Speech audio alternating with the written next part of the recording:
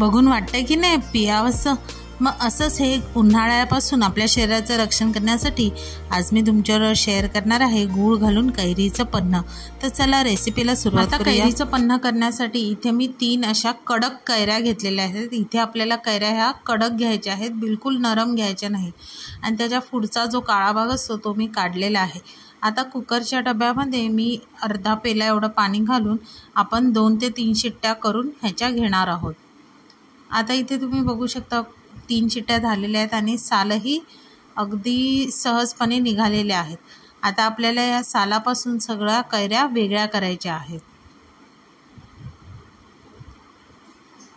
आता हे बघा, आता तुम्हाला जसं जमेल तसं चमच्याने, सुरीने किंवा हाताने इथे पारंबीपासून सगळ्या कैरीचा गर आपल्याला काढून घ्यायचा आहे।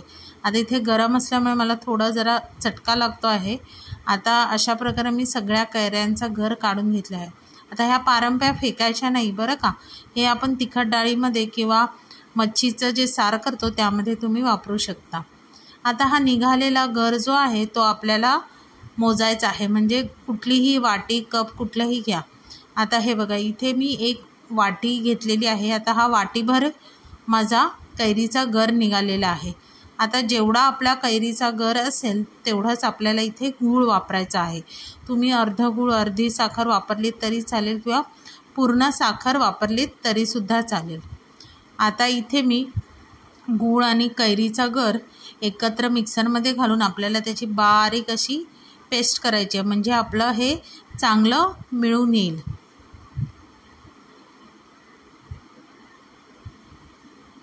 आता इथे बघू शकता इथे थोडंसं असं बारीक झालं आहे। आता ह्यामध्ये मी काळं मीठ घातलं आहे। आता काळं मीठ इथे मी अर्धा चमचा एवढं घातलेलं आहे आणि आता आपल्याला ते पुन्हा मिक्सरच्या भांड्यामध्ये फिरवून घ्यायचं आहे। आता तुम्ही इथे बघू शकता किती छान असा आपल्याला कैरीचा गर मिळालेला आहे। आता हा तो एका भांड्यामध्ये काढून आपल्याला आता ह्याचा पन्ह बनवायला घ्यायचा आहे। तुम्ही बघू शकता की इथे गुळामुळे कैरीच्या गराला किती सुंदर असा नॅचरल कलर आलेला आहे। आता ह्यामध्ये मी चिमूटभर वेलची पावडर घातलेली आहे, अर्धा चमचा भाजलेले जिरा पावडर आहे, अर्धा चमचा काळी मिरी पावडर आहे। सुरुवातीला मी इथे थोडंच सगळं ॲड करणार आहे, कारण आपण परत एकदा जेव्हा आपण सरबत बनवणार, पन्ह बनवणार, तेव्हा आपण पुन्हा त्यामध्ये जिरा आणि मिरपूड घालणार आहोत। आता ज्या ग्लासामध्ये आपल्याला द्यायचं आहे त्या ग्लासामध्ये मी 4 चमचे एवढा कैरीचा गर घेतलेला आहे। आता तुम्हाला हवं तसं इथे तुम्ही कमी जास्त करू शकता। आणि आता त्यामध्येच मी माठातलं गारगार पाणी, इथे मी बर्फाचा वापर केलेला नाही आहे, तुम्हाला हवं असेल तर तुम्ही इथे बर्फाचा वापरसुद्धा करू शकता। आता इथे मी माठामधलं अगदी गारगार पाणी घातलेलं आहे आणि वरून थोडं जिरेपूड, मिरीपूड आणि थोडंसं काळं मीठ असं घालून चांगलं मिक्स करून आपलं हे कैरीचं पन्ह, गूळ घालून केलेलं कैरीचं पन्ह प्यायला तयार आहे। आपण तयार केलेला जो कैरीचा गर आहे तो एका एअरटाईट कंटेनरमध्ये ठेवून फ्रीजमध्ये ठेवला तर आरामशीर 15 ते 20 दिवस तो टिकू शकतं।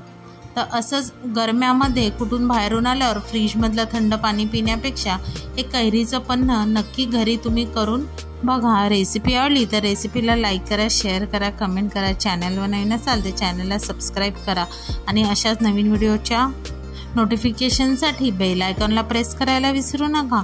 तोपर्यंत मस्त मस्त राहा।